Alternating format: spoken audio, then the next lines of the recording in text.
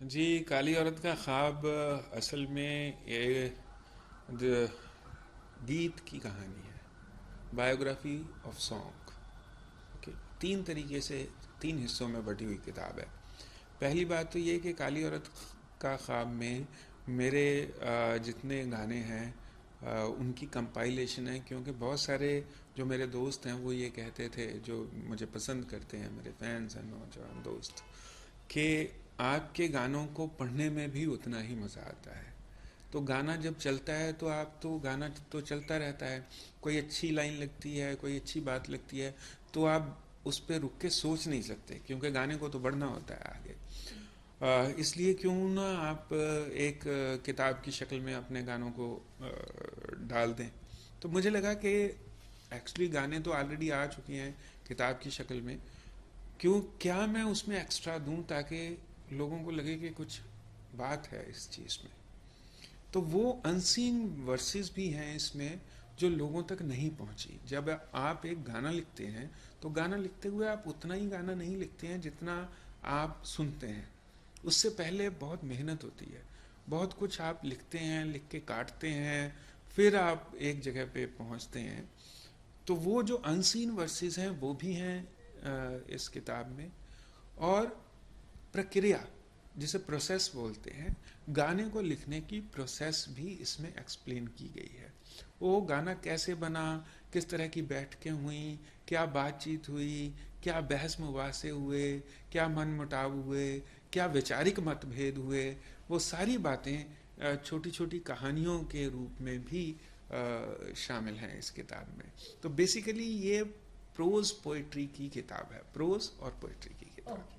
Okay sir, right from चमेली to काफी अनगिनत सॉन्ग्स आपने लिखे हैं, तमाशा है, काफी अनगिनत सॉन्ग्स लिखे हैं। तो आपकी ये जो किताब है वो भी उन गानों को दर्शाती है। जैसे 15 चैप्टर की बुक है, जी उसमें जो हर एक जो आपने सब्जेक्ट टाइटल दिया है, जैसे मैं और चमेली हो गया, और जी जी, मुफ्त में मुफ्त में, शब्द, मुफ्त ये में सारी चीजें। शब्द। तो ये इसके बारे में कुछ जानना चाहेंगे कि क्या आपने उन गानों के पीछे की स्टोरी इस बुक में लिखी है या क्या है जी, मैंने इसमें? शुरुआत चमेली से की है।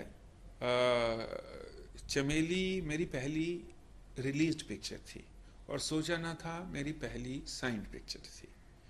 तो मैंने शुरुआत चमेली से की है, और चमेली से लेके पहला फिल्म फेयर मिलने तक, जो कि मुझे लव आजकल में मिला था, तब तक की कहानी, तब तक की कहानी, उन खास करके कहानी से ज़्यादा गीतों के पीछे का जो सिनेरियो है, behind the scenes of songs, वो मैंने इसमें दर्ज किया है। तो इसमें चमेली के गाने भी हैं, तो इसमें सोचा ना था कि वो वर्सेस भी हैं जो हमने यूज़ नहीं किए, या और तमाम बहुत सारी फिल्मों में, जैसे कह लीजिए जब वी मेट के बहुत सारे वर्सेस हैं, या शब्द पिक्चर के बहुत सारे ऐसे वर्सेस हैं जो हमने एक्चुअल गाने में यूज़ नहीं किए लेकिन मुझे बहुत अच्छे लगते थे। तो इस तरह से ये गीतों से तो मिलवाती ही है किताब काली औरत का ख्वाब, ये आपको उस गीतकार से भी बहुत अच्छे से मिलवाती है। ओके। आपने पहले भी काफी सारी बुक्स लिखी हैं, जैसे अभी पिछली बुक है आपकी एक एक महीना महीने नज्म, हाँ। नज्मों के। हाँ काफी फिफ्थ एडिशन उसका चल रहा है, काफी जी, चर्चा इंडिया में पहली बार हुआ है, उसके बारे में क्या कहना चाहेंगे? ये मेरी चौथी किताब है। तीन किताबें इससे पहले मेरी आ चुकी हैं। एक क्रिटिकल एनालिटिकल बुक है पोइट्री की, समकालीन कविता। फिर एक प्ले है बोलती दीवारें, जो पहला शो जिसका श्री राम रेपेट्री में हुआ था, वो अभी सेकंड एडिशन में चली गई है। फिर मेरी नज़मों की किताब है एक महीना नज़मों का, जिसका चौथा एडिशन मतलब आके ऑलमोस्ट जाने की कगार पे है। तो ये चौथी किताब है मेरी, और जिस मुझे लगता है कि आप एक लेखक को सिर्फ उसके गीतों के ज़रिए ही जाने, शायद ये थोड़ा उसको सीमित कर देना होगा। कुछ और भी होता है लेखक के पास, कुछ और भी बातें होती हैं, कुछ और भी विचार होते हैं, जो सारे के सारे विचार वो गानों में नहीं डाल सकता। वो विचार कहाँ जाएंगे? वो विचार किताबों की शक्ल लेंगे।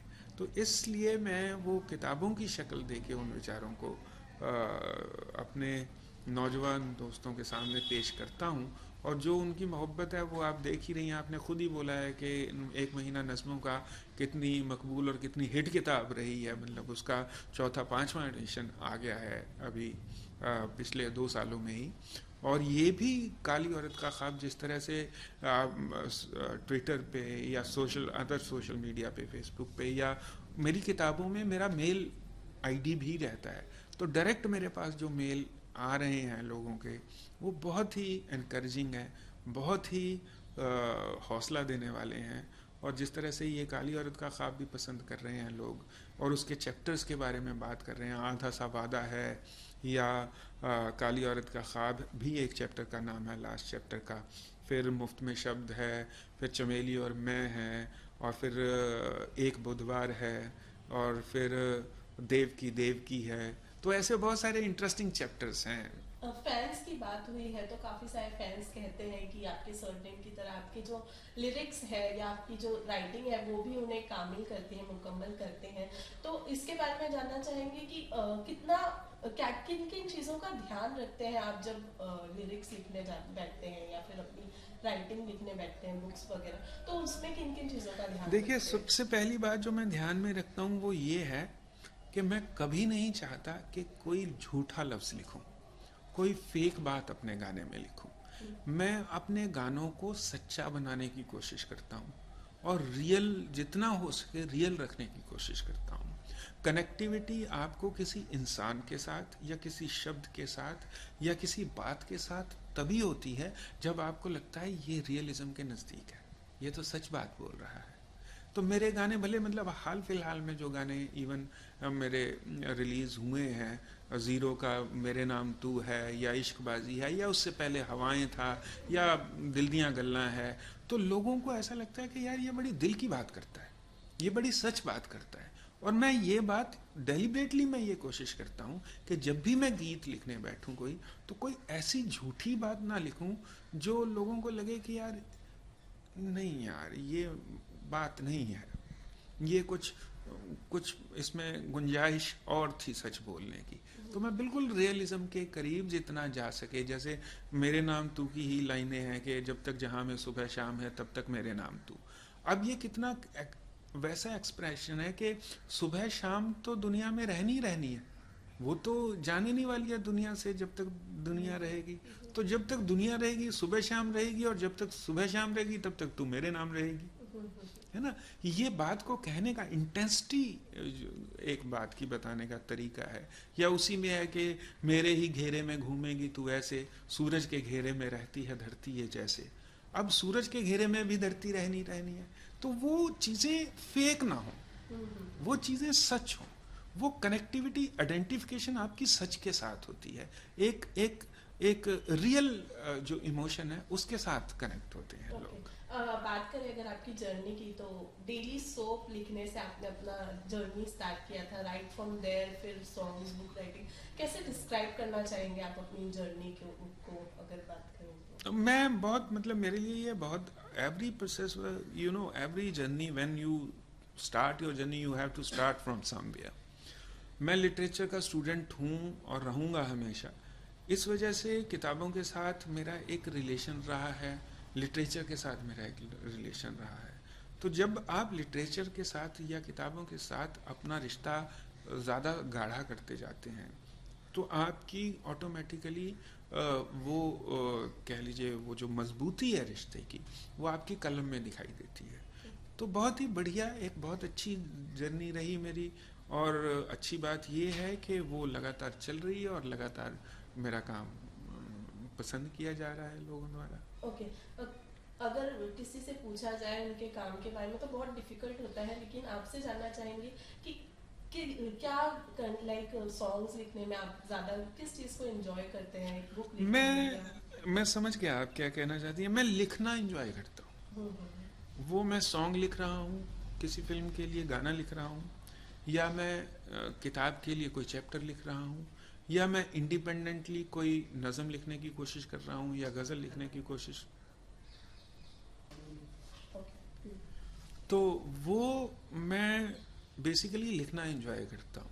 वो फिल्म के लिए गाना लिखना हो, या किताब के लिए कोई चैप्टर लिखना हो, या कोई इंडिपेंडेंट गज़ल या नज़म लिखनी हो, या कोई कविता लिखनी हो, तो हर एक मुझे बेसिकली लिखने से मोहब्बत है। अब मैं लिख क्या रहा हूँ, ये जिस तरह का थॉट होता है, जिस तरह का विचार होता है, जो जिस ज़मीन पे मैं लिखना चाहता हूँ, वो मुझे डिक्टेट करता है कि मुझे किस तरफ बढ़ना है। ओके, एक फ्रेज हम आपसे जानना चाहेंगे जो आपके दिल के बहुत करीब हो, या किस वजह से करीब है, उसके बारे में कुछ।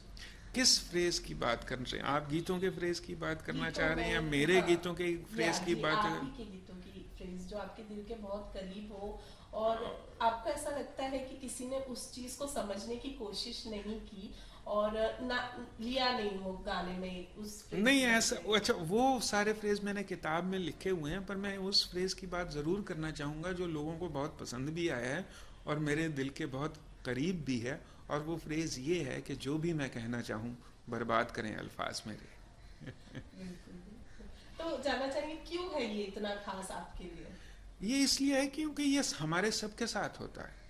हम कई बार अपनी बात कहते हैं, जो हम कहना चाह रहे होते हैं, जो हम समझाना चाह रहे होते हैं, जो हमारी फीलिंग्स होती हैं, जो हमारे एहसास होते हैं, जो हमारे इमोशंस होते हैं, जो हमारी भावनाएं होती हैं, वो पूरी की पूरी सामने वाले तक नहीं पहुंचती, है ना।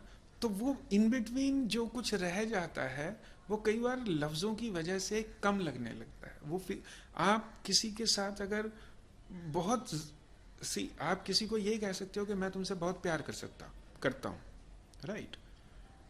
लेकिन मैं बहुत प्यार करता हूँ की भी इंटेंसिटी अलग अलग है ना। किसी को आप बहुत ज़्यादा करते हो, किसी को आप उससे थोड़ा कम भी कर सकते हो, you know, and intensity of the emotion differs.